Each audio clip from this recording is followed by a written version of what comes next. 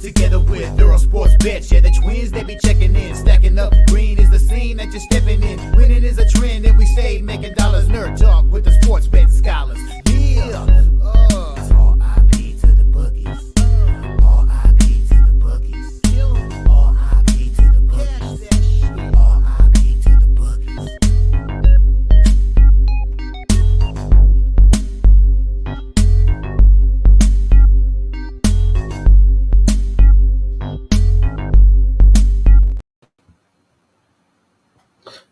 We are live.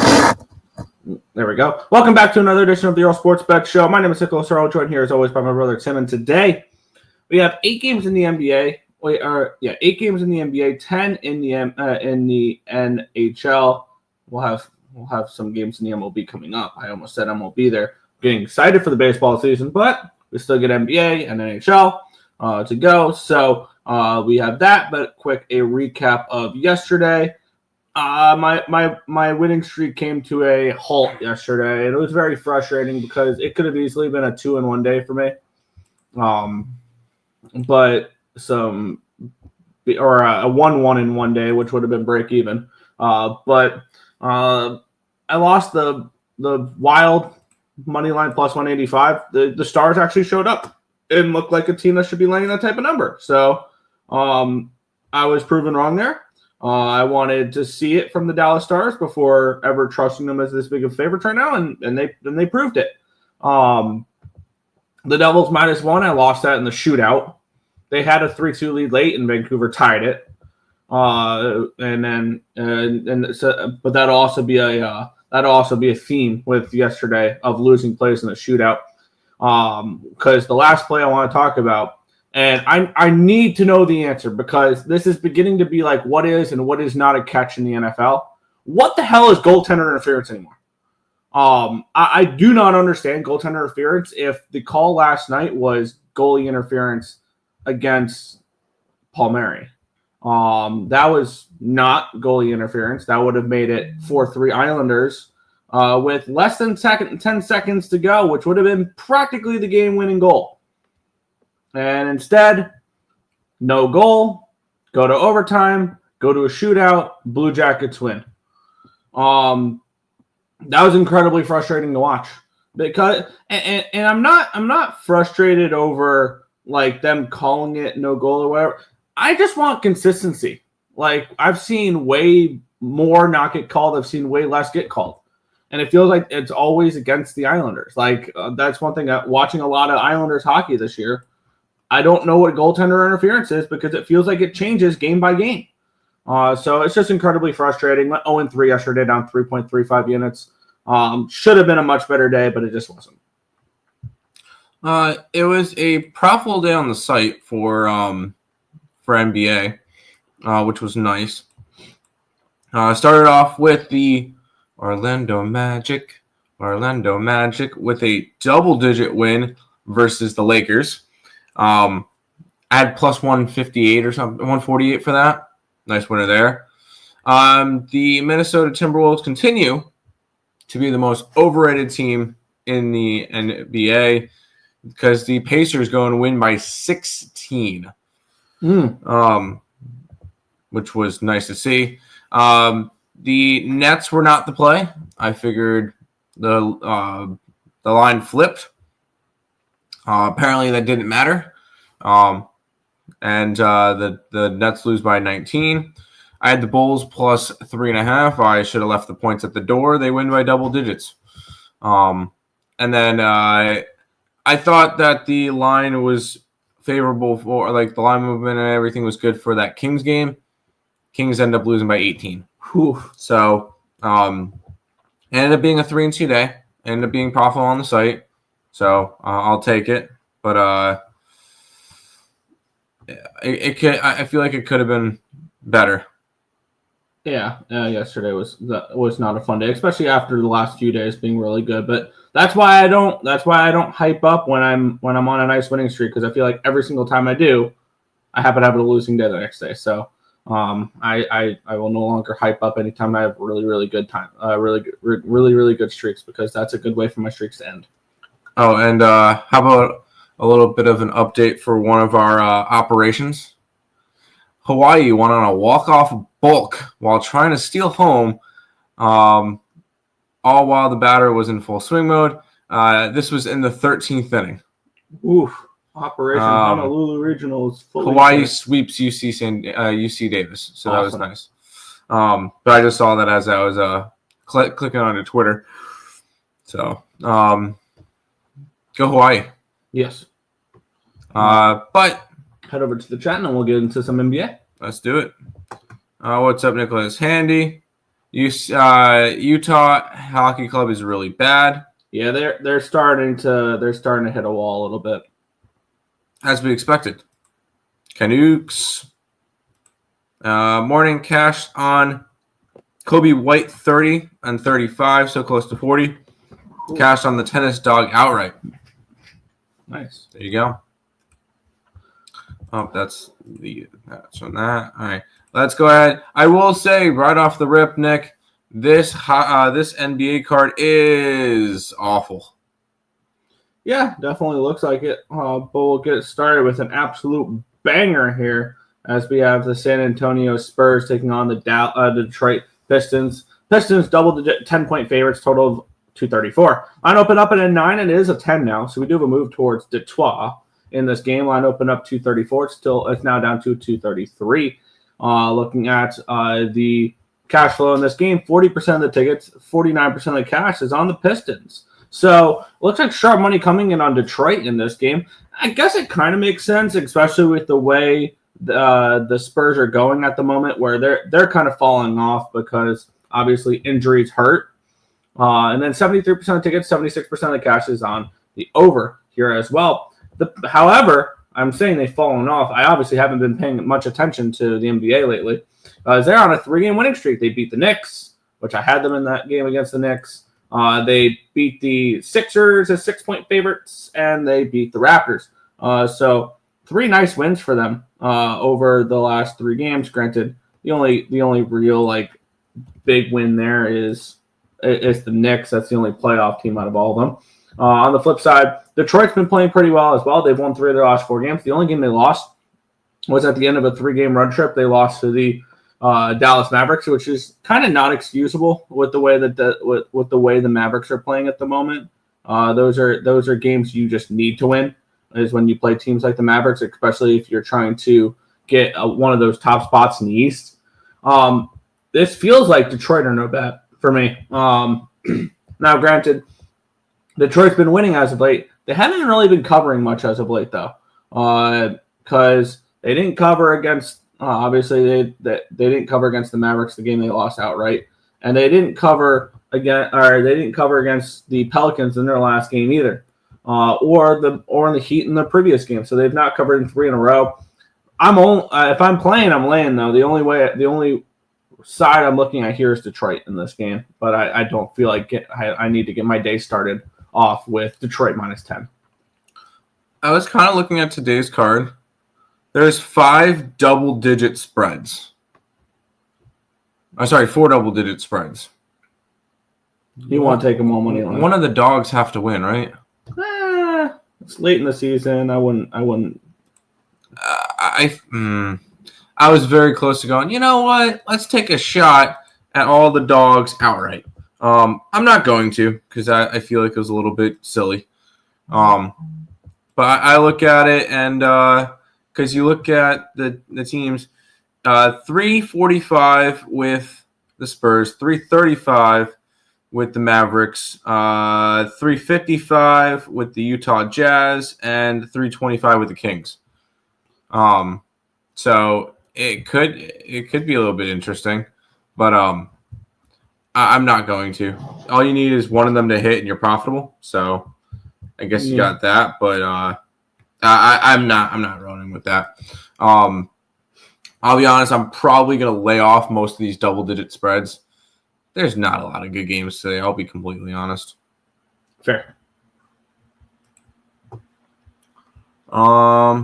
Spurs team total over. Spurs don't really play much defense, so I could see that. Durant double-double.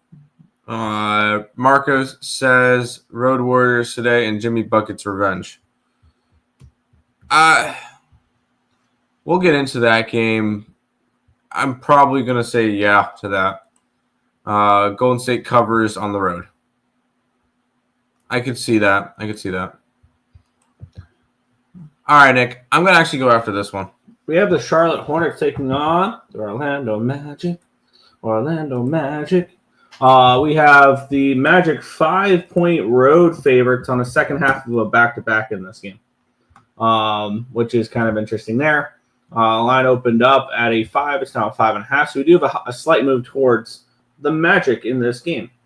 Taking a look at the cash flow in the spot here, or the total opened up to 9.5. It's up to 212.5. So we do have a move towards the over here as well. 86% of the tickets, 91% of the cash is on the Magic in this game. So it looks like the public all over the Magic, and the line not moving as much as like maybe you would hope if you want to back this Magic team. And then 55% of tickets, 55% of cash on the over in there as well.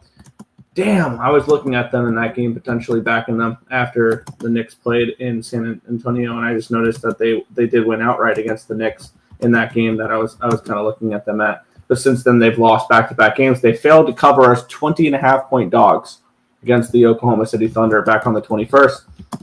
They followed that up with a 17-point loss and no cover against the Miami Heat. I don't know how to approach this game, honestly. I was going to say it feels like a nice potential Charlotte spot, especially with the Magic coming in off of a nice win yesterday against the Lakers. They've now won 2 in a row against the Wizards and the Lakers. So this feels like potentially Hornets in the points. I actually kind of want to get started, my card started with them there. The line's not moved enough for me to be like, yeah, the market respects this money. And actually, I can get a 6 minus 120 over on Bovada. I'm going to move on that here. Hornets plus 6 for me, minus 120. I got 6.5. I'm on it. And the main reason why is because of the Magic being it's more of a fate of the Magic tonight. The Magic just won by double digits against the Lakers, and they had to get in and then they had to go and they had to travel. And I think that's a little bit of a rough spot for the Magic in this one. So I did jump on the Hornets. I know that the Hornets suck. I'm not going to sugarcoat it. I know that the Hornets suck. They are eliminated from playoff contention. They're 18-53. And the Magic are fighting to hold on to that 8 seed so they don't have to play 2 playing games if they win the first one. And I'm gonna go ahead and grab Charlotte here. The line's actually moved a little bit. So as you got 5 here, I got it at 6.5. So like it's a nice little line movement there. I get to possibly see Charlotte winning outright. Yeah. I grab the Hornets here. And that outright price is plus 180 over on Bet365 Bovada. It's 185 on Caesars, but I've deleted Caesars off my phone. I don't know. It's just I didn't like I never cared for Caesars, and especially when it comes to me looking up prices on Betstamp. One thing I noticed is when I looked up prices on Betstamp and went to Caesars, it was almost always wrong. So yeah, it says plus 185 on Caesars. I don't think that's the number on it though. So yeah, the best available number 180 over on Bet365 for those who want the Hornets outright. There you go. Hornets plus 6 or the under. I wouldn't talk you off the under at all. Classic letdown spot. Classic. Yeah, all right. All right. Bum fight. Yeah, we have the Miami Heat taking up the Golden State Warriors. How is that a bum fight? I was messing with somebody. Anyways. I mean, we all know the narratives for this matchup here. It's Jimmy Butler's return to Miami. But let's get into it. I mean, if we had revenge game narratives for Jimmy Butler, it'd be almost every game, it feels like, though. Line opened up at a 5, got down to a 4.5, back up to a 5. So a slight move towards Miami off the rip, but then the line did come back to the Warriors in this one here. Line opened up to 18.5. It's now to 16. So do have a move towards the under in this game as well. Taking a look at the cash flow in this game, we have 72% of tickets, 75% of cash is on the Warriors in the spot with the line not really moving. 61% of tickets, 59% of cash is on the over here as well. Just market alone tells me that it is heat or no bets. It looks like they're just not respecting the money coming in on the Golden State Warriors. The Miami Heat have been better as of late. They've covered in 3 in a row. They won their last game, but they lost their previous 2 after that. But this is a team that's now covering a little bit more as dogs. They are 1-9 straight up in their last 10 games, though, so that is a problem. Golden State, they are coming off of a loss in their last game against the Atlanta Hawks, so maybe they look to have a better showing in this one here. Ultimately, it is a no bet for me. I think there are better spots on this card than trying to lay 5 points on the road Golden State. And I'm going to take that approach, and I'm going to take the Heat. I know you're going to say, I know there's already the Jimmy Butler revenge game. That's fine. That doesn't mean they're going to cover a 5.5-point spread on the road. And let's see if I can get a better number. Nope, 5.5 is the best I can get. This is still, both of these two teams are still fighting. Let's be honest. The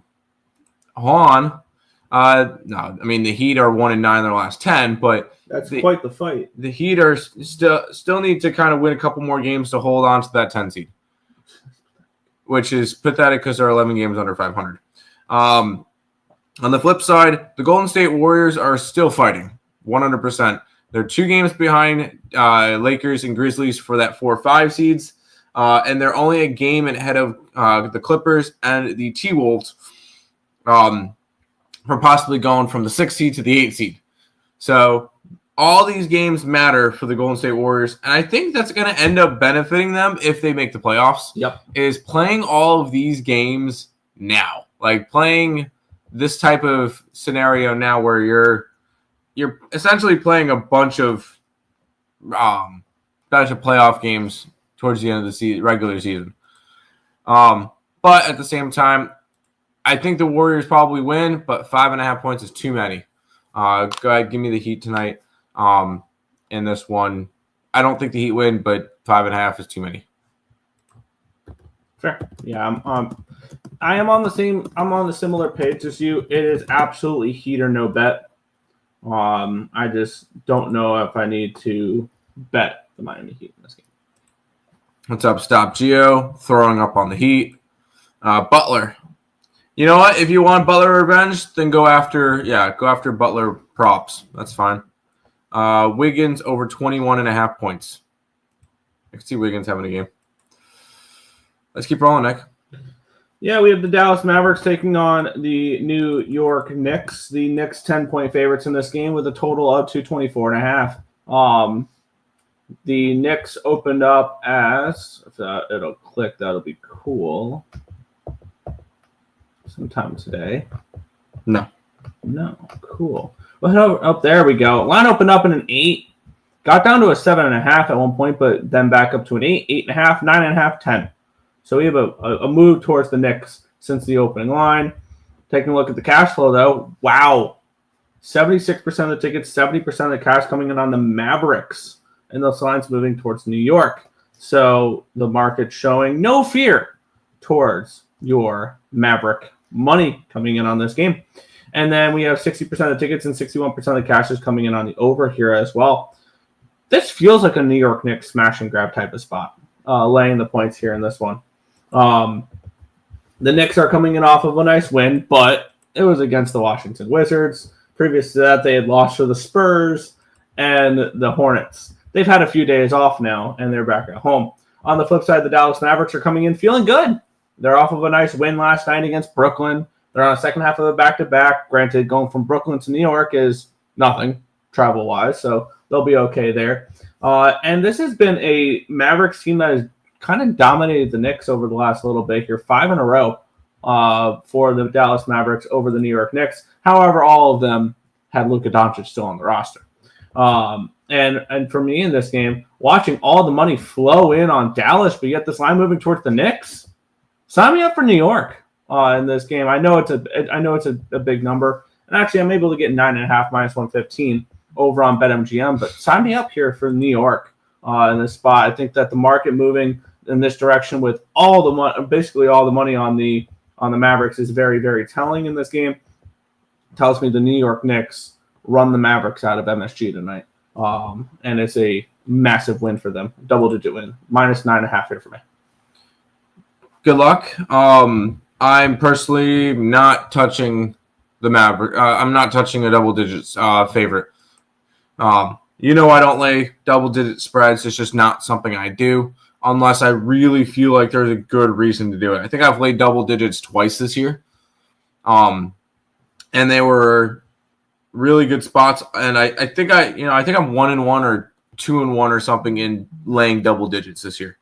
I don't do it that often, and I'm not doing it here. Although this does seem like an interesting spot, because what did Dallas do yesterday? They played a game and they won by double digits. So you could see that possible tired spot where the Knicks go and win this game by 30. Am I laying double digits? No. I'm just not going to. Fair. Knicks smash and the over 224.5. Yep. New York Knicks team total over. It's not a bad look. That number would be, looks like 117.5. Don't hate that at all. Yeah. And then Bridges over his points. Yeah. The smallest favorite is minus 217 on the money line. NBA is disgusting. I agree. It's not. Trust me, dude. I'm not loving it right now either. And keep in mind, it's towards the end of the season, so it's a bunch of big teams versus small teams. I think tomorrow should have a close spread on it. Let's see. A close spread. Pacers host the Lakers. That could be a close spread. Nuggets and the Bucks tomorrow. That could be a close spread. Boston and Phoenix tomorrow could be a close spread. No. I think you can get two spreads that are 3 points or less, and that's going to be the Pacers game, and that's going to be the Nuggets game. Unless Joker is back in, then it's going to go back up. Let's go to this one, Nick. Yeah, we have the Atlanta Hawks taking on the Houston Rockets. The Rockets are 8-point favorites in this game, total 235. Let's take a look at the line history in this one here, where it opened up -8 for Houston, still -8, so no line movement here on the side. It did dip down to 7.5 for a minute, but went right back up to 8. Line opened up 231. It's now 235. So move towards the over here as well. We have 69% of tickets, nice, and 68% of cash on the Hawks, and the line's moving toward, and the line's not moving. We have 51% of tickets are on the under, 51% of cash is on the over. So a 50-50 split down the middle for a total that's gone up 4 points. It's kind of interesting there. Tells me probably we see points in this game, and then this game probably could be an over. If you're somebody that looks at totals, I've kind of eliminated totals out of my NBA capping. A little bit. I'll probably look at a little bit of them a little bit more in the playoffs because I like unders in the playoffs. That's generally the way I like to bet games. Houston's coming in off of a loss against Denver in their last game. They were 7.5-point favorites in that game, and they lost by 5 to the Nuggets. On the flip side, the Atlanta Hawks are coming in playing some decent basketball. Winners of 3 in a row. Granted, Philadelphia, Charlotte were 2 of the games, but Golden State's a nice little win there, 124 to 115 as 2.5-point dogs. For me in this game, though, I have nothing. This feels like potentially maybe if you like the Rockets, maybe a Rockets first half after that loss in their last game. Rockets early or something along those lines. But do I want to lay 8 with Houston in this spot? Not really. I'm going to actually take that total that you were talking about. I'm going to take the over here. This is a Hawks team that's gone over in 4 in a row. And even though, let's see, and all of them have gone over this total, even though some of them were 228, 231, 233. Like, they've been going over that total a bunch. The last time they didn't, they faced off against the Clippers and only scored 98 points. And that was the only time in the past 10 games that the Atlanta Hawks didn't score at least 114 points. They've been a high-scoring team as of late. Houston has gone over in 4 out of their last 5. The one game that they didn't go over was a game against Miami. Who cares? Although they have not been going over this number in 235, I think that the Hawks are going to play a lot more up-tempo. And I could honestly see the Hawks kind of a live dog in this one per se, just because the Hawks have actually been playing really well. They're 7-3 their last 10. They've won 3 in a row. But Houston, I mean, they just had their big winning streak snap, but they're 9-1 their last 10. They're all 20 games over 500. They're all of a sudden a game and a half up on the Nuggets for the 3 seed. Oh, sorry, for the 2 seed. Which could put the Nuggets up against Golden State in the first round, which would be a very fun matchup. But this is an over spot for me. I got over 235. Fair. It's a Mr. Kryptonite. Hawks +8.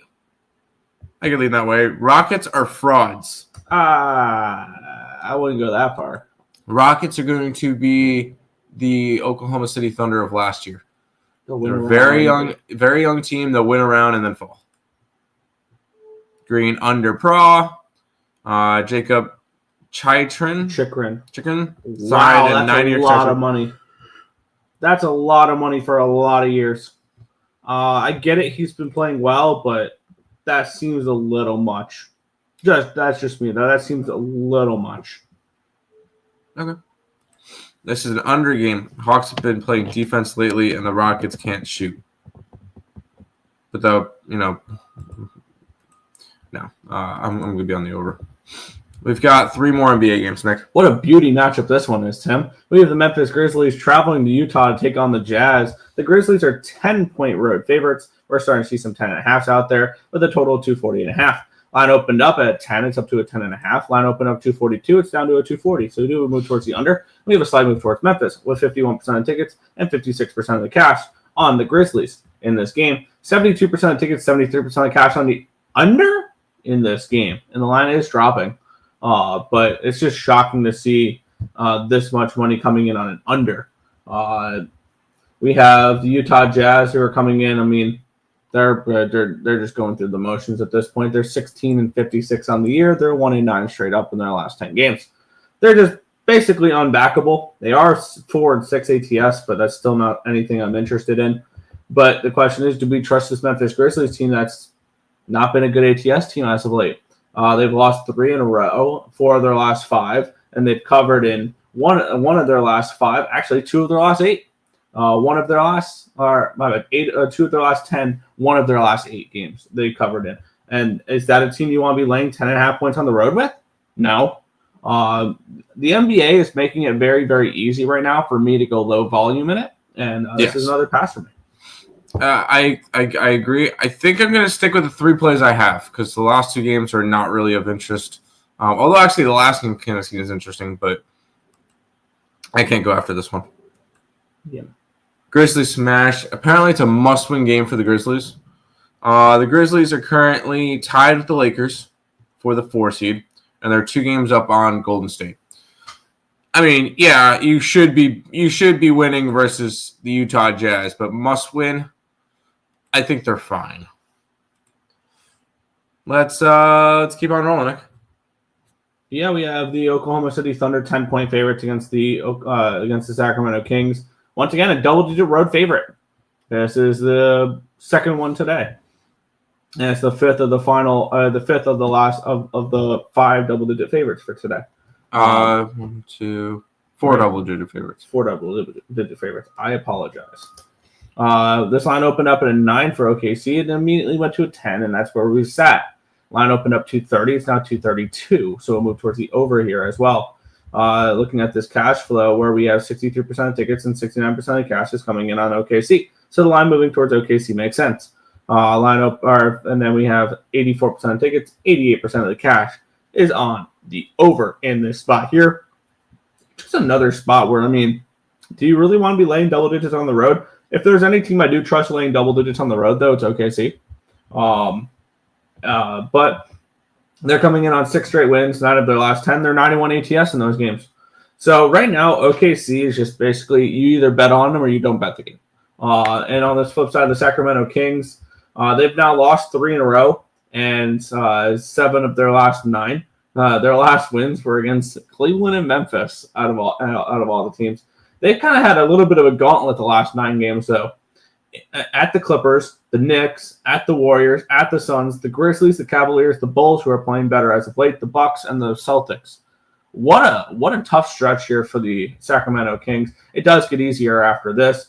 After OKC tonight, they get Portland, Orlando, and Indiana. So it gets a little bit easier for them.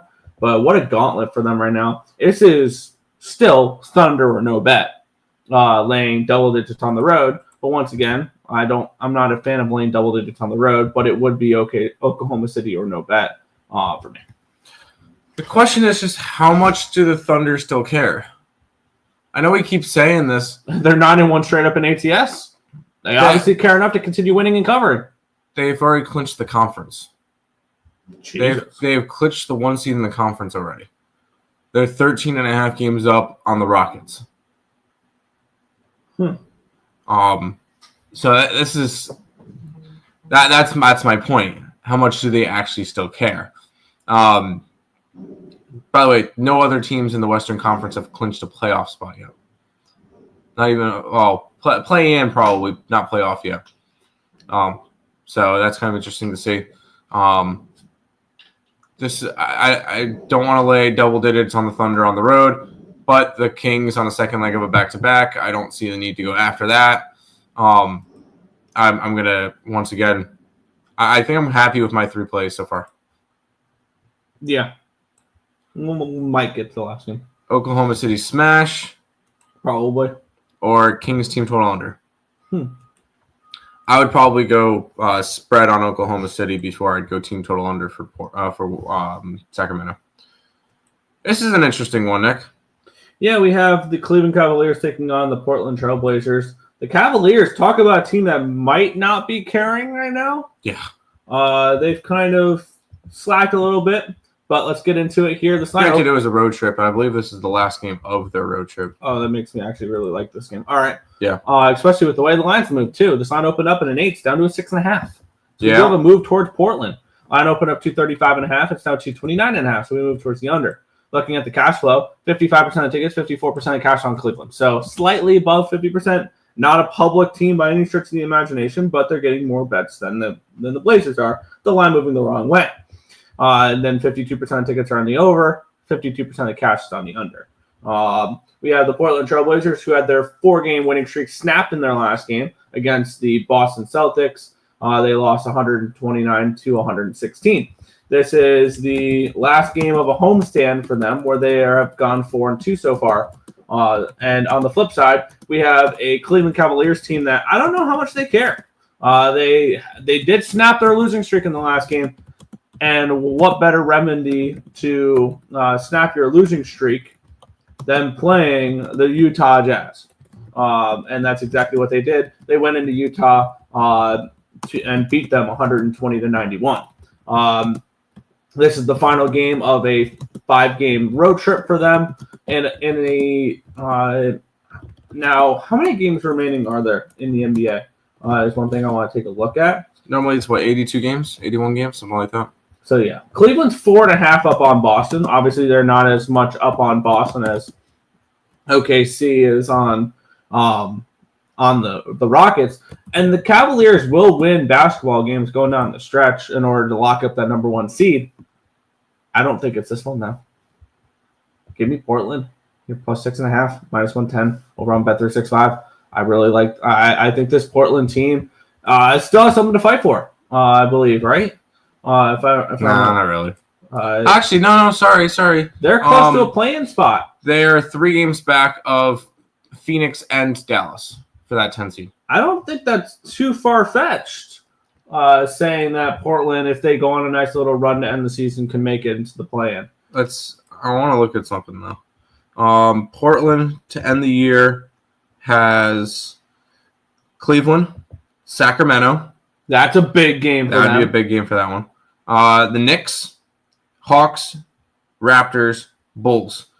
All of those besides Cleveland are on the road.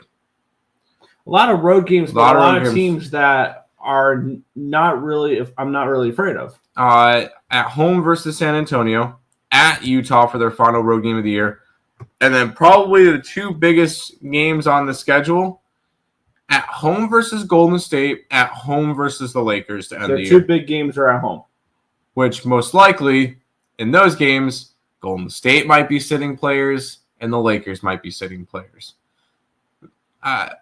You never know. I'm going to look something up for you, Tim, when you go to the chat. It's 11 games left for the Portland, or 9, whatever it is. And they're 3 games out. And with how bad Dallas is playing and the Suns the way they are, I'm not taking Portland to win, to make the playoffs, plans, whatever. Okay, I got a question for you, and I'm assuming you haven't looked up the number for it. I have the number right here on what the Portland Trailblazers are to participate in the play-in. 20-1. Okay, never mind. You won't like them then. It's 11-1 on DraftKings. Something I might look to sprinkle. But I could see Dallas falling off. I just don't know if I see the Suns falling off enough. True. Or the Kings. No, I don't see the Kings falling off because Kings just. There's a good chance that that at the end of the night, heading in, or there's a good, because you said the next game that Portland has is against Sacramento, right? Yeah. There's a good chance after that Sacramento game, Portland's 1 game behind the Kings. If they're able to win tonight against the Cavaliers and Oklahoma City Thunder take care of business against the Kings, Portland beats the Kings, all of a sudden the Blazers are 1 game out. That might be a decent hedge just to go Portland to make the plans. I'm going to move on that. And I don't think I have any NBA futures right now. I have none at all. I'm going to bet Portland to make the plans. It's only going to be half a unit. I'm going to shop around, find the best available number. I am going to take Portland to make the plans. Yeah, but you know what's going to help with them? What? When they went outright tonight versus the Cleveland Cavaliers. That's what I was saying. Plus 215 on the money line. It's already up on the site. Love it. This is a Cleveland team that clearly doesn't care. On this road trip, they've gone 1-3. They're 1-4 their last 5, and their 1 win was against Utah. This is a Cleveland team that is 6-4 their last 10, but granted, most of those were at home. Previous to this 1-4 stretch, they went 5-0 against Memphis, Brooklyn, Milwaukee, Charlotte, and Miami. I just see them kind of mailing this one in. Portland's going to put everything they got into these games. Portland's look good, even though they just got their winning streak snapped. They had a 4-game winning streak, including a double-digit win versus the Nuggets. That's an impressive win there. A double-digit win versus Memphis, and then 2 wins versus Washington and Portland. But this is a Portland team that's kind of interesting. So, I took them here. I didn't even worry about the points, plus 215 on the money line. Mm-hmm. And there's one more thing I want to mention, by the way, when it comes to it. I think they definitely passed the Suns. Take a look at the Suns' remaining strength of schedule going into this. Not just in the West, in all the NBA, they have the toughest remaining strength of schedule. Their average strength of schedule, according to Tankathon, is 40 percentage points higher than the next toughest in the Western Conference, which is San Antonio. Oh my God! Yeah, hold on. You pull up their schedule. It's at home versus Boston, in Minnesota, at home versus Houston, 3-game road trip to Milwaukee, Boston, and New York. Ouch! At home versus Golden State, at home versus Oklahoma City, at home versus San Antonio, and then they finish in Sacramento. That Sacramento game at the end of the year could have some very big play-in implications. Yeah. That's very, very interesting. I like it. Wow, they're not even offering on FanDuel any odds on Portland to make the plan. I'm currently shopping around to try to find the best available number. Do the Kings care? They looked like crap yesterday. Pass. Yesterday was also the first game back with Debutant Sabonis. So it could be a little bit of chemistry issues after losing him for 2 weeks. Portland money line. Oh, by the way, they also played the the Celtics last night. One of the best teams in the league. Don't worry about it. Under. I could see an under in this game. Suns killed me, -2.5. Bulls went out west looking like 96 Bulls. How did Suns not cover 3? Because the Suns are the Suns. All right, Nick. To your hockey. Yeah. And I was shopping around. Over on Bet365, there's a little bit better of a number for Portland to make the play-ins. 14-1 on Portland to make the play-ins. And I'm still going to finish shopping around here over the rest of the show. And I'm going to lock it in before the show is over. Fanatics doesn't have any odds for that, so I just need to go to ESPN Bet, and that's it. To find the best available odds. All right, but I'll introduce the games to you, and then I'll do like a quick kind of minute thing on what I like from the game, and then I'll send it to you. I'm going to go first with hockey now. Okay. Philadelphia Flyers and the Toronto Maple Leafs are going to go after it. The Maple Leafs are -225 with a total of 6. Flyers 1-8-1 their last 10 games. They are on a really, really rough stretch. And then you on the opposite side, you got a Toronto Maple Leafs team that are still, I believe they're still fighting for the 1 seed in they're 2 points behind Florida for that 1 seed in the Atlantic Division. Right now, Toronto would go up against Tampa in the first round for the 6 millionth time in a row. Or at least it feels that way. Philadelphia is fighting to not be the worst team in the Eastern Conference with the Buffalo Sabres, who the Flyers are currently 3 points ahead of. Let's see. What's the line on the puck line for Toronto? Puck line's +105. I don't really see enough value in it. It would be Toronto puck line or nothing, Nick, but I'm not going to bet this one. Yeah, I agree that it would be Toronto puck line or no bet. It is a big number, but it is a big number for a reason. This Philadelphia Flyers team, I said it in the beginning of the season that this was going to be a bad hockey team that overachieved last year, and I'm sticking to that. I am, and this will transition so it will load up on the NHL page for covers. That'd be cool. But there's also a Toronto Maple Leafs team that I backed in the last game, saying that if you just keep backing the Atlantic teams, the top 3 teams in the Atlantic, in their little battle for first place, that you would be profitable. And then I went 0-3 that night, so that was fun. Toronto coming in off that ugly loss against Nashville, they were up 2-0. They ended up losing 5-2. They got outshot. They got outchanced. They were the second best team on the ice that night, and that's terrible to say if you're Toronto in that game. And then we have the Philadelphia Flyers, who have lost 5 in a row and 9 of their last 10, including a 7-4 loss in their last game to the Blackhawks. I don't think this team cares anymore, and I think the way you want to, if you're going to approach this, that's a shocking total, 5.5. How is this a 5.5? That makes no sense to me whatsoever, which means I can get, okay, this is the best way to approach this game, and I'm actually gonna bet this. Toronto team total over 3.5, -115. Absolutely give me that. That is a really strong price, and it's a better way to approach this game rather than laying -255 with the Toronto Maple Leafs or trying to lay a puck line with them, asking them to score 4 goals. Because this Philadelphia team gives up goals. This is the same team that just gave up 7 goals to the Chicago Blackhawks.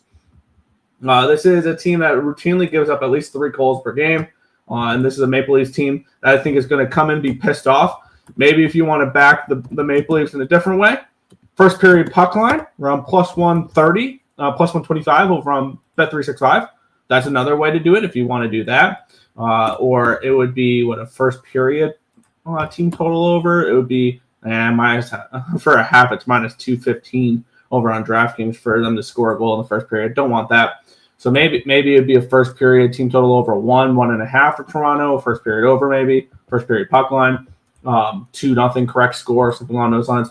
I think this is a game that the Maple Leafs put up some goals, though. I'll take the Toronto Maple Leafs team total over 3.5 minus 115. I did find a way to pair up to bet the Toronto Maple Leafs today, and I'll announce it in the next game. I know exactly where you're going. Leafs team total over 3.5. Yep, absolutely. Flyers 1-7-2 versus Leafs last 10. Do you like Florida Gulf Coast today? Shit, did we do a? I totally forgot to set up a spreadsheet for today. We did not. Well, we'll check that out after the show. Tyson Forster anytime goal. Scott Layton versus the old team plus 600. I don't hate that look at all. I have a different play for somebody against a former team. Matthew Knives 3 goals 5 games versus Flyers. TML Toronto Maple Leafs minus 1.5. First period minus 0.5. Team total over. Nylander, Matthews anytime goal, same game parlay. Love it. Nylander 12 goals, 12 assists, 23 games versus Flyers. He feasts versus this team. Love it. All right, Nick. I'll tell you how I'm gonna end up betting the Toronto Maple Leafs. It'll end up having to do something with this game between the Pittsburgh Penguins and the Tampa Bay Lightning. Lightning minus 265 with a total of 6, and it's going to involve a little bit of parlay action. But it's not what you think. Oh, it's Toronto and Tampa, yes, but it's puck lines. Both puck lined, and the parlay is plus 290. Because I think both of them win handily at home, empty netters at the end or something. And this is two blowout games. Tampa Bay is still also fighting. The difference between Florida, Tampa, and Florida, Toronto, Tampa, 89, 87, 85. These are all teams that are fighting with each other to get to the top of that. Because I don't know about you, I wouldn't want to have to play one of these teams in the first round. I would much rather, go up against Ottawa.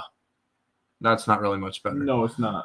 No, sorry. It is much better. I don't know about you, Nick. If I'm the Toronto Maple Leafs, I would much rather play Tampa. I would much rather play Ottawa than Tampa. I would much rather play Ottawa than Florida. Same deal. If I'm Tampa, I'd much rather play Ottawa than Florida or Toronto. And if I'm Florida, I would much rather play Ottawa than Toronto or Tampa. I think that's pretty clear. So I think both teams win today. I'm taking both of them on the puck line plus 290 as a parlay. I would love to pull the trigger on the Tampa Bay Lightning tonight. I would. This is a team off of back-to-back road losses, but I think this is a bad travel spot for the Tampa Bay Lightning. I think this is a bad game for the Lightning. They had one day off in between games, and they came from Vegas. So this is a bad travel spot where you go from Nevada to Tampa Bay with a day off, then you get to play a game. Granted, they got a great team to do it up against, and that's in the Pittsburgh Penguins. They're still minus 275 for a reason. I would not be surprised to see this game go to overtime. I wouldn't. And the only way I can the only way I can bet the Lightning would be a puck line or a team total over. And maybe it is a team total over. This is still a Penguins team that defensively is terrible. The only problem is team total over is minus 138 on FanDuel. So it's not affordable to bet the Tampa Bay Lightning team without laying a puck line. The puck line's still minus 110. It's minus 111 if you want to parlay Toronto and Tampa Bay money lines. And if you wanted to throw, who do you call it in there? The Hurricanes, who are also pretty decent sized favorites, then it's plus 158. But for me in this game, I as much as I would love to back Tampa Bay, they're just way too expensive for me. Yeah, that's fair. I will say I have next game is gonna be fun. Tampa Bay money line and Brandon Point anytime goal. Jake Gensel anytime goal versus the Pens. Tampa Bay puck line plus Point anytime goal plus Kuch assist over 6 maybe. They had high-scoring games last 7. 7 of the last 10 had at least 6 or more. What about the under? No, probably not. Wouldn't shock me. Hey, I'm getting a random call from Buffalo, New York. Is that a sign? It's not. Who's in net? Probably a goalie. Let's see. I mean, they have a day off in between this game, and probably Vasilevsky and Yari. I don't really see a reason for there not to be those two. There you go. All right, Nick. I tripled down on this game. Oh, good God! All right. One of them is a long shot thing, but Ottawa Senators and the Buffalo Sabres. Ottawa minus 150 on the road. 6 is your total in this one. Let's get it out of the way. Senators puck line plus 165. The Buffalo Sabres are coming off of a 5-3 win versus the Winnipeg Jets, and then had to travel back after a 3-game road trip. I also decided to pair up something. Senators money line with Dylan Cousins to score a goal, because why the fuck not? And that's plus 380. That's not even my big plus money. How about, just because a little bit more of a middle finger, the first goal that's going into the back of net's coming off of Dylan Cousins' stick, 16-1. First goal, Dylan Cousins, 16-1. Buffalo is not really interested in this game. You know Dylan Cousins is going to come out big. I will say, if you also wanted to take another goal scorer prop, let's see if I can find him. 14-1 on Jacob Bernard Docker. Could be an interesting one after he got traded. Where's the other one? What about Norris? Where's Norris at? He's day to day right now. So Never mind. So there you go. He's questionable for tonight's game. He'll be a game time decision.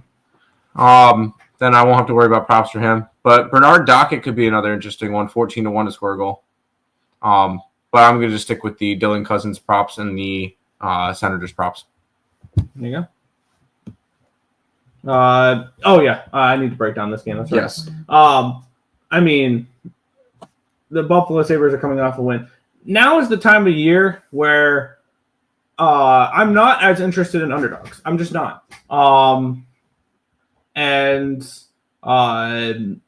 It would be Ottawa or no bet for me. It would. And this is not a desperate Ottawa team, because they're still safe in the playoff race right now. Really, the team they're trying to hold off is the Islanders, who have 74 points in 70 games played, and they have 79 points in 69 games played. So they have 5 more points in the game in hand on the Islanders. They're fine. They're going to make the playoffs of the Ottawa Senators for the first time in what feels like forever. The only question is, what type of seeding are they going to have? Because, it's probably a wild card spot, and it's probably facing the winner of the division, which your guess is as good as mine right now on who's going to win that division. For me in this spot, it is Ottawa or no bet. It's just whether or not you want to lay the number with Ottawa. They are coming off of a win against the New Jersey Devils in their last game, 3-2. It'd have to be Ottawa -1, which the best available number is it's 150 and I'm seeing 155, 160 over on Bet365. So let me just see what that would be real quick. That'd be plus 102 to lean towards Ottawa on the -1 line. But one more thing to consider is Buffalo's kind of played well against this Ottawa Senators team as of late. They've won 2 in a row and 3 of the last 4, 6 of the last 10 against the Ottawa Senators. So the Sens have been a team that Buffalo kind of likes to play. For me, it would be Ottawa -1 or no bet. It's just another game where maybe they're just a little bit too big of road favorites in this game. That's fair. Let's see if I can find something for the next game. Cash with Columbus and Wings, reverse puck line, plus 330. Denver Nuggets fucked me. I was on the Bulls yesterday. Turnsey, you are on the right side of it, but I believe you played hockey once or a few times. What is goaltender interference? I'm genuinely confused on that. It's so inconsistent. Yeah. Dylan Cousins versus old team plus. Yep, I'm already on that. Under 6.5 in this game. No. Norris anytime goal if he plays. Sure. Sens team total over. That's a good way to approach it.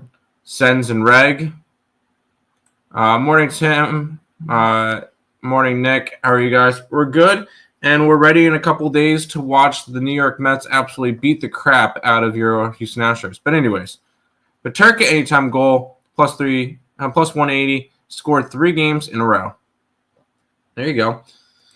Nick, I'll quickly have some bad news. Marlins third baseman and ECU alum Connor Norby will miss 4 weeks of the MLB season due to being diagnosed with a grade 1 left oblique strain. Yep. Kind of sad. Let's jump into the next one, which I don't know if I want to get to because it's the Nashville Predators and it's the Carolina Hurricanes. The Hurricanes are minus 260 with a total of 5.5. Part of me just wants to go, let's go after Nashville. But this Carolina team has been on fire. They're 9-1 their last 10. I'm going to end up staying off of this one because you even see the puck lines for the Carolina. It's minus 105. So not really anything I would get involved with. If you wanted to have a little bit of fun, once again, if you pair Carolina up with Toronto and Tampa money lines, it's plus 155. But I don't really feel the need to try to go and build stuff like that right now. If you want to lay minus 280 with the Carolina Hurricanes, be my guest. This is not going to happen for me in this game. I'm seeing minus 300s with them now over on BetMGM. So plus 240 the opposite way with the Nashville Predators. It's a Nashville or no bet for me here. And here's how I kind of want this script to go for this week with the Carolina Hurricanes. They lose to Nashville tonight. They take out their anger on the 28th against Montreal. They beat them, and then the Islanders beat them on Saturday or on Sunday. That's kind of the way I want things to go.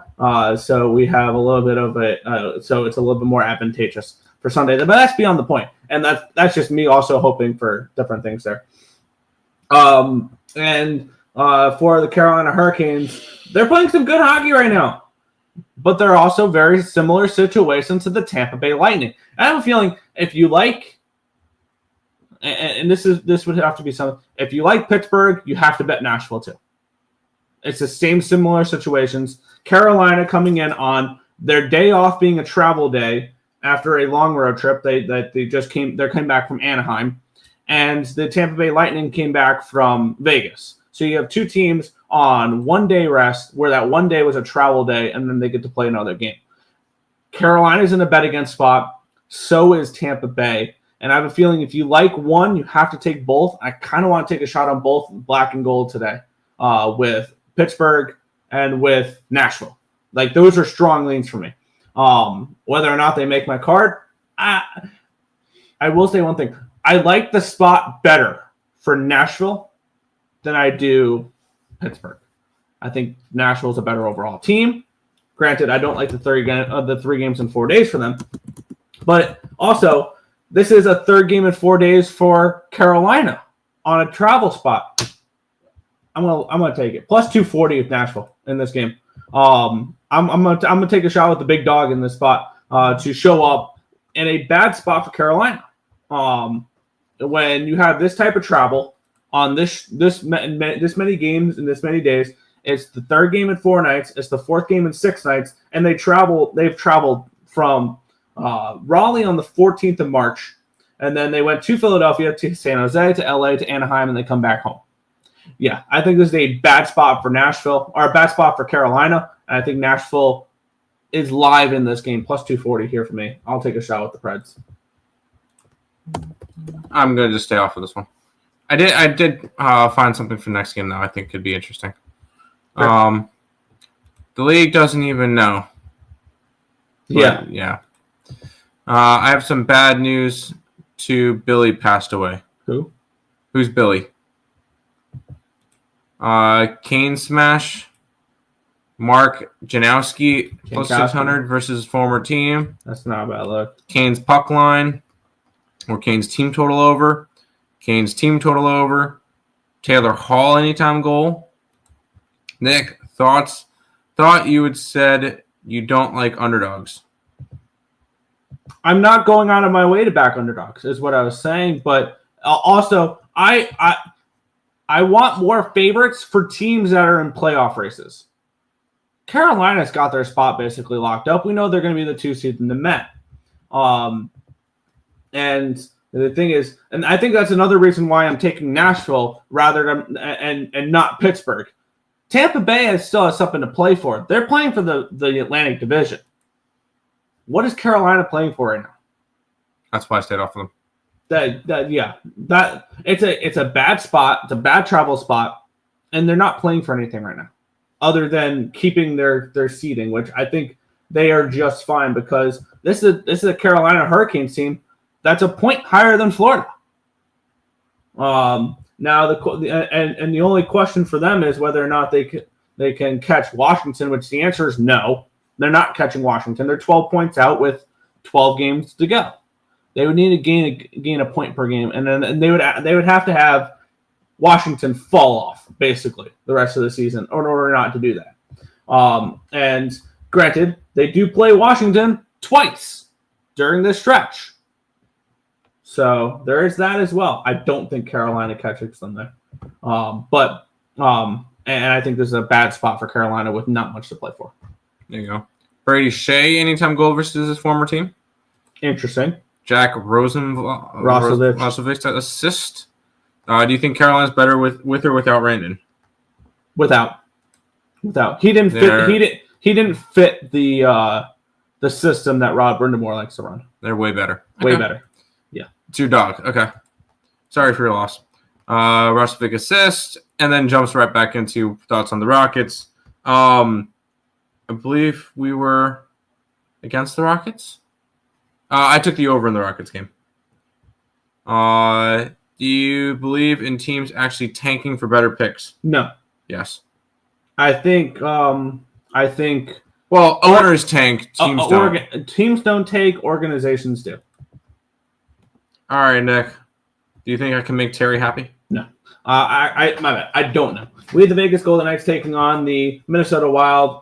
A matchup that probably we'll see in the first round of the playoffs. The Minnesota Wild, though, coming in off of a tough spot. This is the second half of a back-to-back, a third game in 4 nights, which probably means Marc-Andre Fleury will be taking on the Vegas Golden Knights today. The Minnesota Wild had their 3-game winning streak snapped yesterday in a shutout loss against the Dallas Stars. So I would anticipate the Wild coming out and playing well. The Vegas Golden Knights are coming in on their 3rd game in 4 nights. Granted, not a back-to-back like the Wild, and the Wild but the Wild are back at home now, and Vegas had to travel on their day off from Vegas to Minnesota. Not a crazy travel, but not a fun one either. And could this be a spot for Minnesota? Second half of back-to-back, 3rd game in 4 nights, that they fatigue late? That's the ultimate question here for me, which I believe they could, which is ultimately why I'm not going to be backing the Minnesota Wild full game in this one here. But I want to go back to a play that I've cashed a few times with this Wild team so far this year. When they're off of a bad loss and they're a dog on a back-to-back, I've just taken them first period, and they've cashed for me a few times. They cashed for me the first period against Colorado. I got it against, what was it? I'm trying to remember what other game it was that they cashed the first period for me after a bad loss. And then I think they ended up losing the game. I don't remember what it was, but I've backed the Minnesota Wild a few times in the first period. And I think I'm going to do that here. First period plus 135 over on Bovada is where I'm going at here in this spot. I look for Minnesota after getting shut down in yesterday's game to come out and at least give me a decent effort in the first 20 minutes. I'm not going to trust them for the full game. You can also take them to score a goal in the first period at minus 130 over on Bovada. First period, team total over half. I think that's not a bad look either. But for me, Minnesota Wild, first period money line at plus 135. I took the Wild. Took them in regulation. And you know how much I love this Vegas Golden Knights team. I think they pretty much have locked up the Pacific at this point, and this could be a first-round matchup. Yes, it can be. And I do believe in this Vegas team. But after you get shut out, after the Wild got shut out last night, right? 3-0. I think they come to fight tonight. Plus 245 on the regulation line. I actually really like that spot. I think the Wild bounce back and win this game. Maybe even Wild puck line could be interesting. I'm gonna go ahead and jump on Minnesota tonight. Yeah, I like the first period better than the full game, just because just from the situation of it being a back-to-back in the third game in 4 nights. I think they could fatigue late, and I think my edge is bigger in the first period than it is the full game. So that's why I'm going first period with the Wild rather than full game. But I can absolutely see them winning this game in general. And also keep in mind, Vegas hasn't locked up shit yet. No, they're only 5. They're 5 points up on LA Kings. The Kings have a game in hand, and they're 5 points up on the Oilers. So it would take a rough stretch for the Vegas Golden Knights to lose the division. But it's not out of the realm of possibility right now. Correct.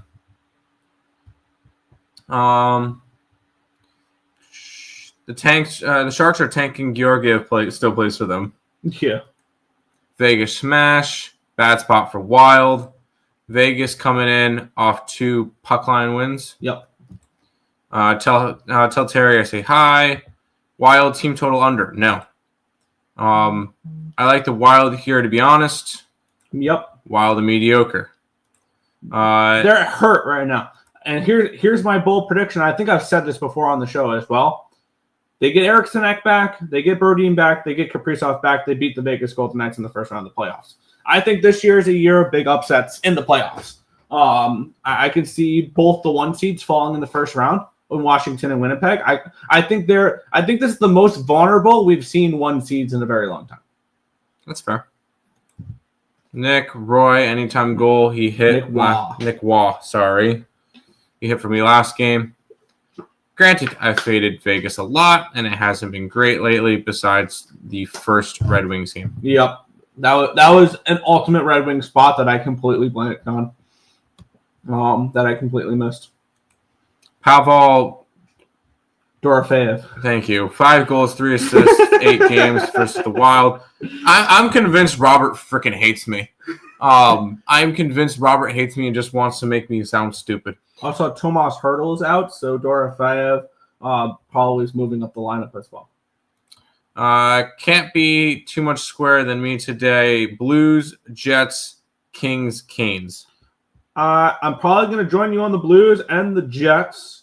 The Kings, I don't know if I'm betting that game, and the Kings, I'm against. I'm going to take a different approach to the Jets game, and you'll see. Agree with Vegas as a first-round exit. I disagree. I think Vegas could win the Cup. Now, here's the thing, though. It's pretty simple for me. If Kaprizov and Ek are back in the playoffs, I'm betting Minnesota.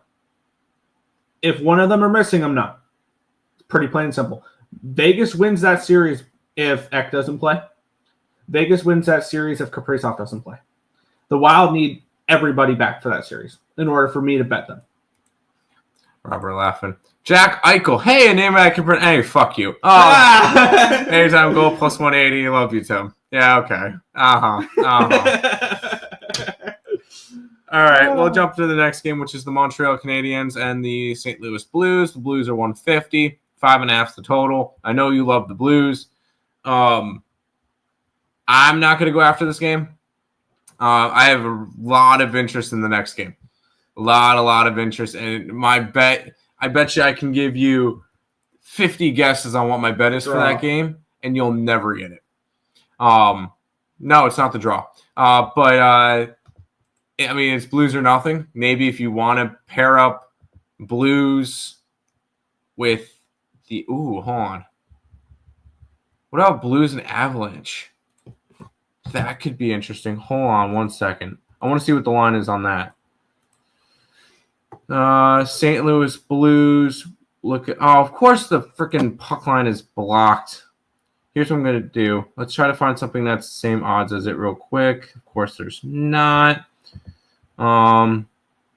I guess that will be close enough. You looking for a parlay with Blues money line and Avalanche puck line? Yes. Plus 198 on Bet365. All right, I'll call it. Here's the deal. When I type it up, I'm gonna call it 200 so it's easier to check. Okay. There you go. St. Louis money line plus Colorado puck line parlay plus 200. I don't think two teamers are the worst thing to go out, especially this time of year when there's going to be bigger favorites, and those favorites are generally going to get the job done. There you go. Yeah, let's take a look at this game. Is there anybody hotter than the St. Louis Blues right now? They are winners of 6 games in a row. Granted, Minnesota, Anaheim, Nashville, Vancouver, Chicago, Nashville. So they're taking care of games that they should. They're winning games they're supposed to win. Yeah, and this is why I bet the St. Louis Blues to make the playoffs at 11-1. I saw the remaining strength of schedule. It's dog shit. Like the teams that they've played, Nashville twice, Anaheim, Vancouver, Chicago. They get another game against Nashville on deck. Then they play Colorado. Okay, that's a tough game. Then they get Detroit, who's falling apart. Like, this is a St. Louis Blues team that is going to play bad enough teams where they're going to make the playoffs. And they're already 4 points up on the, I believe, the Flames for that playoff spot. And I believe I checked this morning, they're plus 110 to make the playoffs. Granted, the reason why that number is the way it is the Flames have a couple games in hand on the Blues. 2 games in hand. Yes. Three games in hand. We have the Montreal Canadiens, who have received points in 6 straight games. They're coming off of back-to-back overtime losses against the Colorado Avalanche and the New York Islanders, as they have reached overtime in 5 of their last 9 games. So this is a scrappy Canadiens team that has played definitely better at Bell Center than they have away from the Bell Center. And I don't see the Canadiens continuing to play as well as they have. I think this is another team that's potentially overachieving. Now, I'm not going to say they're going to do what the Blue Jackets have done, which was completely fall off.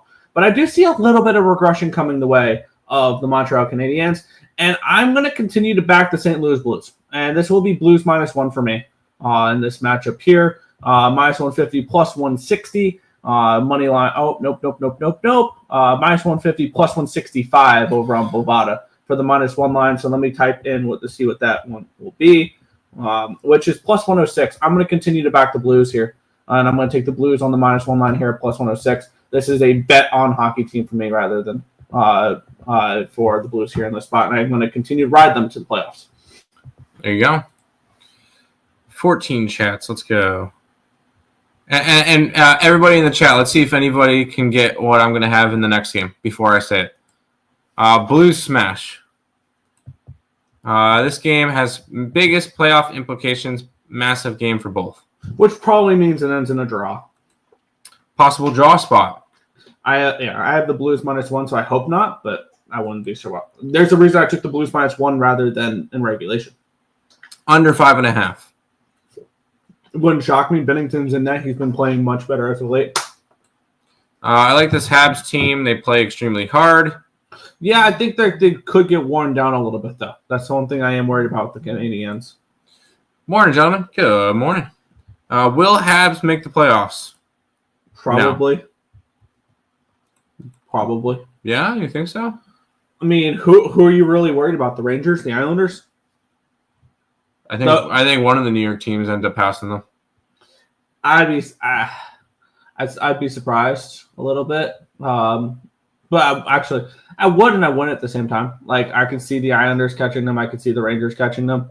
Because those two teams have more experience. And honestly, it's more likely to be the Islanders than the Rangers because the Islanders have a game in hand against the Rangers. Yep, they do. But the Rangers have beaten them in every matchup, I think, this year. So they do have the tiebreaker over the Islanders if they do happen to go into a tiebreaker in the head-to-head. Nick, I still think there's a chance the Wings get to the playoffs. No, I do not. No, I think this last little losing streak was the nail in the coffin for them. The Red Wings have 72 points with 70 games played. And I want to take a look at currently they're 3 points out, and Montreal has a game in hand on them.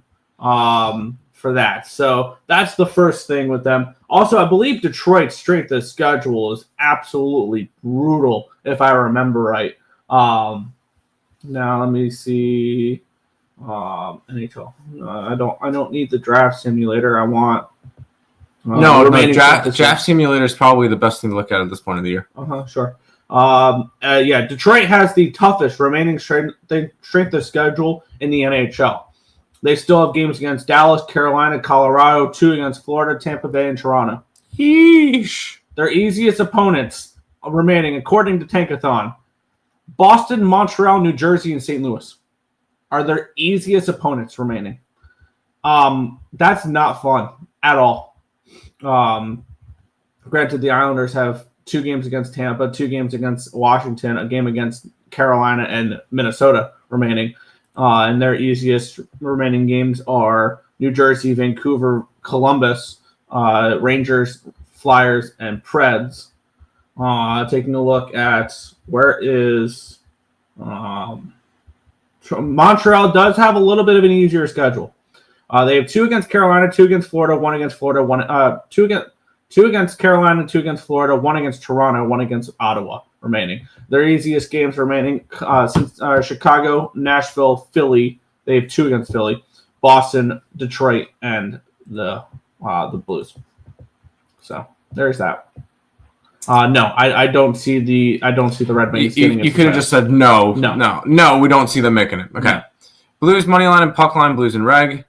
Over heavy hitting history here. So overs. Over 5.5.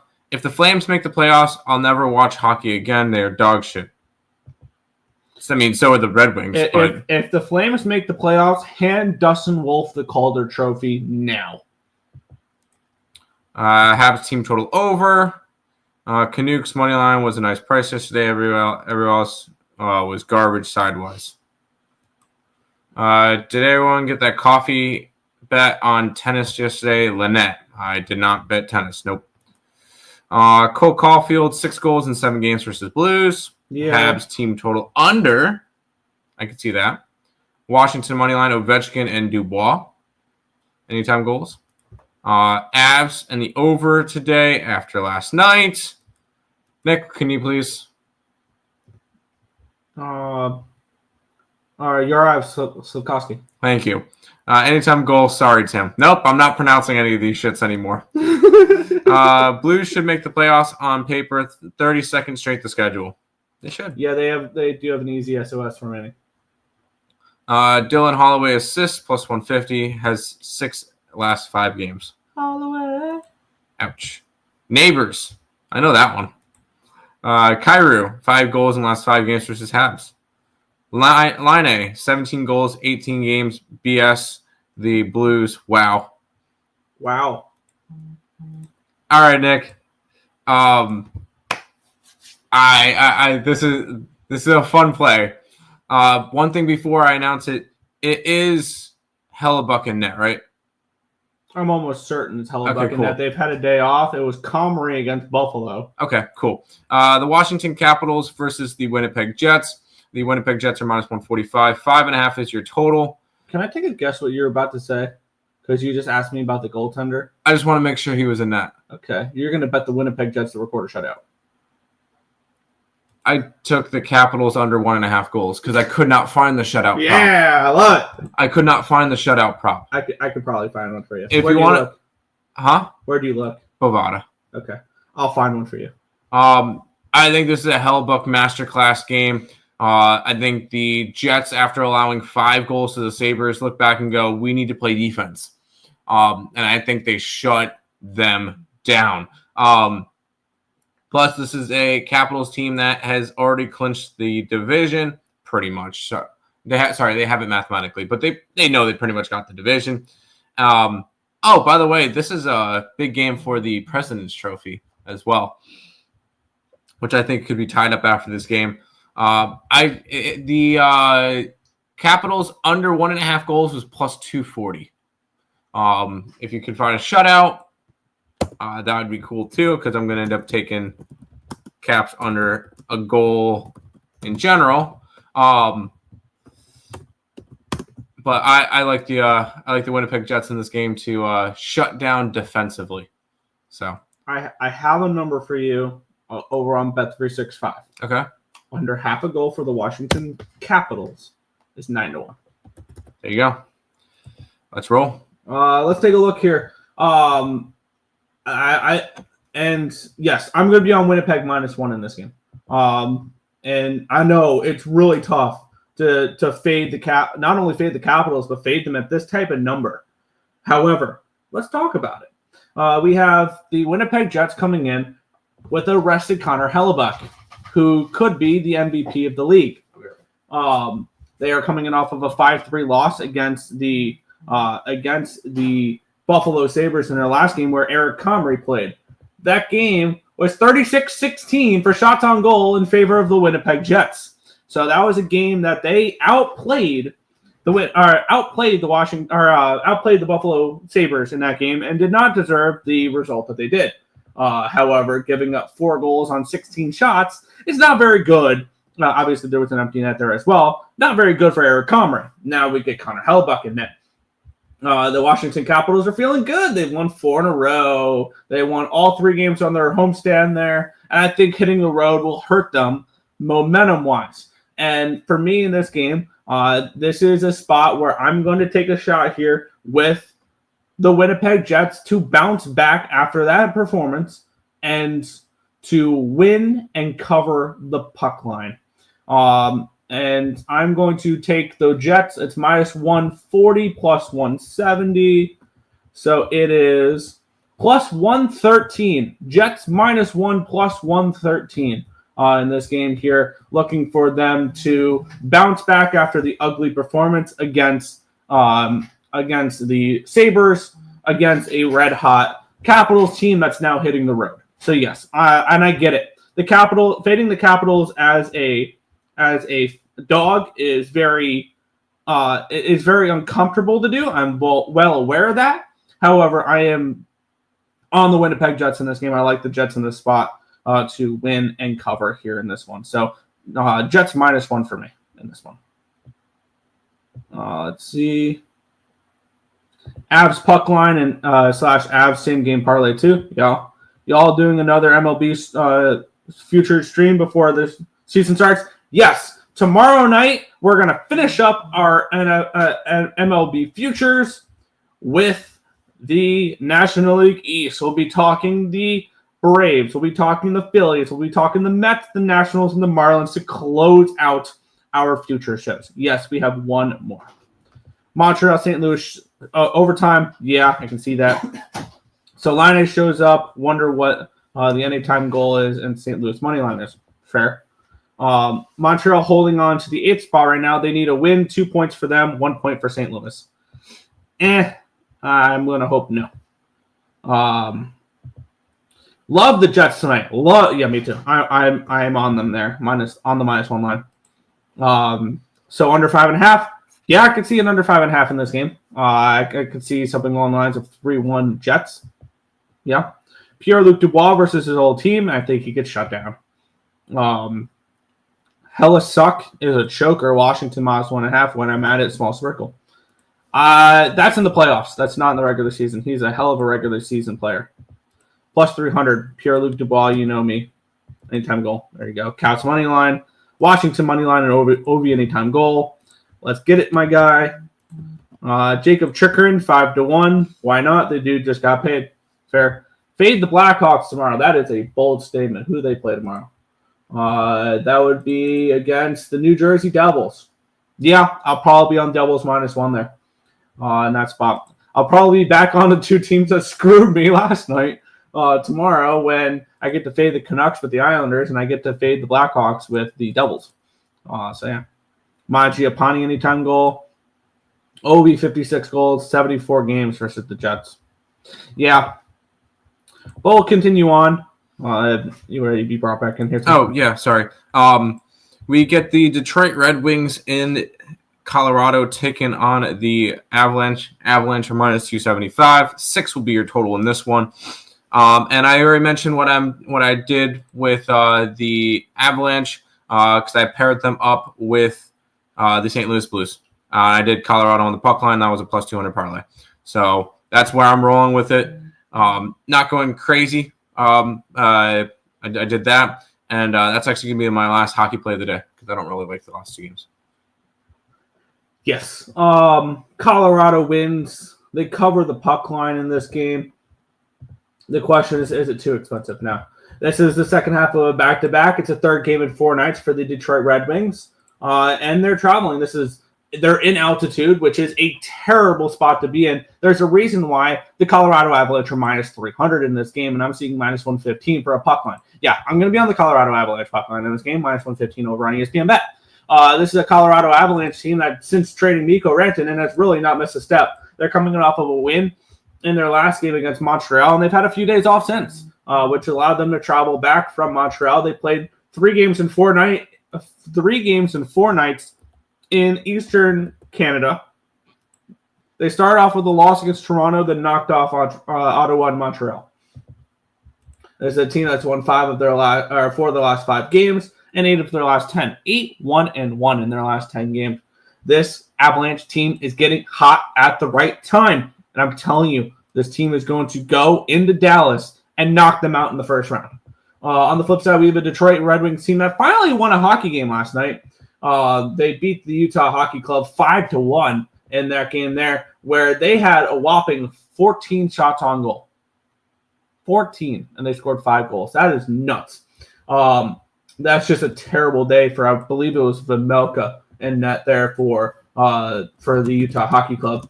I think it was a terrible spot for the Detroit Red Wings, and I will go ahead and I will back the Avalanche on the puck line in this game. There you go. Avs 9-1 versus the Red Wings last 10. Love it. Avs puck line, Avs team total over. Natchik is going to turn into what Rantanen was on the Avs. That's why I didn't mind the trade whatsoever for the Avalanches. If you knew you weren't going to sign Mikko Rantanen, Martin Natchik is a hell of a replacement for Mikko Rantanen.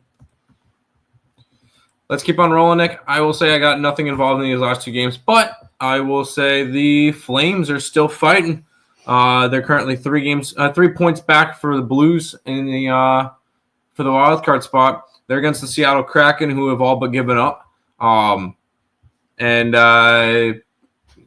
it's only a minus 130 for the Flames. Yeah, 5.5 total. I may have to add because Kraken seems very, very interesting to me. I'm not going to. I'm going to stay off of this. But what are you thinking? This is a desperate Calgary Flames team. That is one thing that I will mention. However, they're coming back after a really strong road trip. They won their last 3 games of that road trip against the Rangers, the Devils, and the Islanders. They won 3 out of 4. They received 6 out of 8 points on that road trip, which is keeping them in the playoff race. The Seattle Kraken are coming in off of a loss against the Edmonton Oilers without McDavid and Draisaitl. All right. They've lost back-to-back games, but they're also rested as well. The Flames, they're kind of rested as well. The last game they played was on Saturday, and now it's Wednesday. It's Tuesday, yeah. And they've had a few days off. I mean, this line's telling you Seattle's live, but now is the time of season, though, that I need a damn good reason to bet against a team that's really, really desperate in a playoff race. In the Blues' sake, with the Canadiens, the Blues are just as desperate and they're playing better hockey. Pretty plain and simple there. But if you're at a playoff race, I need a damn good reason to bet against you, and I just don't have one here, other than the price is suspicious on the Flames. But looking at it here, I don't think it's that suspicious. The Flames have been okay. They are better at home than they are on the road, and the Kraken are not a good team on the road, 14-21 this year. But I mean, the Flames are in must-win mode basically every game. They do have 2 games in hand on the Blues, and they're 4 points behind. But is this a spot that I absolutely need to get to? Don't blame me. McTavish anytime goal and Avs. McKinnon, silly autocorrect. Flames, grilled Kraken, like the over 2. Ooh, grilled Kraken. How are you seasoning it? Probably a little bit of Old Bay, dip it in butter. Damn it, now I'm hungry. Anyways, Flames money line, they are as good as home faves. Kraken money line. Matt Coronado, anytime goal. Long Island native. Caudry, anytime goal, 3 games in a row. Under 5.5. I don't think I could trust the Flames with an under. I don't know if I can really trust the Kraken with an under, though. Final game of the night? Yeah, with the New York Rangers taking on the LA Kings. The Kings minus 160 favorites, total of 5.5 in this game. We have seen this line get up to 165 now range. But we have the Kings coming in off of some really nice wins. Back-to-back home wins against the Carolina Hurricanes and the Boston Bruins. Combined score of those two games, 14-4. Back-to-back 7-goal games. As much as I would love to continue, as much as I would love to bet on the Kings at home playing this way, scoring 7 goals back-to-back games gives me some hesitancy, a little bit. The Rangers are coming in off of a win in their last game against the Vancouver Canucks. They now hit the road. They had a few days off. Their last game was on Saturday. They hit the road, and they head to LA. This is a desperate Rangers team that they have not looked good as of late. And this is a Rangers team that has that win against Vancouver snapped at the 3-game losing streak. And as much as I would love to say, yeah, let's just lay the -1 line on the LA Kings and move on, something tells me the Rangers win tonight. I don't know what it is. Something tells me hitting the road, getting away from New York is a good thing, especially the way that this team is playing. They get the Ducks on the 25th, the Sharks on the 29th. And if I'm the LA Kings, or if I'm the New York Rangers in this game, I start Jonathan Quick against this former team. Give the team a little boost. I know you had a few days off. I know Shesterkin's good and ready to go and rested. I'd start Jonathan Quick in this game. And I lean Rangers in the spot. The more and more I look at this game, the more and more I think the Rangers are a live underdog in this game. Do I want to go up against a 25-3-4 record at home with the LA Kings? No. But do I think that the Rangers are more live than people are giving them credit for in this game? Yes. It would be Rangers or no bet here for me. I'm passing. I really want to fade the Leafs with the wine and cheese crowd tonight. Nope. Byfield goal and assist. Kings puck line, Kings money line. 2014 Stanley Cup rematch. That was a fun cup. Alec Martinez. Kings team total under. Quick against his old team. Oh, wait. It's probably Shesterkin. Meh, under. Yeah. Nashville first period is gross. Ooh, I like that. Yes. I do think Nashville can take over a little bit later in the game with the situation that Carolina's going through. And Kings puck line, their defense is going to be exposed. There you go. I will post up the card after the show once Nick puts up his hockey plays. But that is everything for today. I got you. We will be back again tomorrow night. Actually, hold on. I want to see one more play for tonight. One more play for tonight. Let's see if there's a line. There should be. Go to 7 o'clock. Give me East Carolina money line plus 120 at Duke. Let's go. Let's go Pirates. Anyways, wow, Xavier's 11-1 against Kentucky. Anyways, that's gonna do it for this one. We'll see you guys in the next one. See ya.